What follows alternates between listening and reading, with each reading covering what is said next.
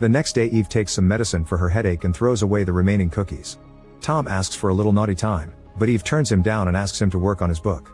Afterward they sit at the table and Eve gets to work on her designs, but Tom isn't writing anything. Instead he brings up the subject of having children again, ignoring Eve's request for silence. She snaps and starts pointing out all the issues they have to solve in their lives before even thinking about babies, like the fact he wants to live off his writing but he hasn't written anything since the study started. Eve promises that if he finishes his book, then they can consider a family at all. Feeling hopeful, Tom goes to the office to write. Moments later Eve visits Tom at the office and shows him the cover she's designed for his book.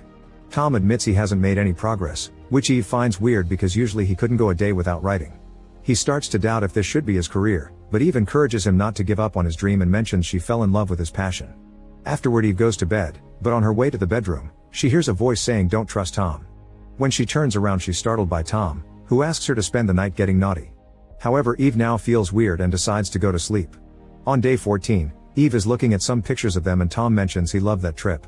However, Eve points out it was a design exercise and she added him in with Photoshop. Tom wonders if she's okay because she hasn't been wanting to get intimate lately, but Eve assures him she's just not in the mood. In the evening after Tom has gone to bed, Eve gets in contact with the mediator because it was her voice who told her not to trust Tom. The mediator says Tom isn't the man Eve thinks he is and admits that judging from the files, she hadn't expected the couple to make it past the first week.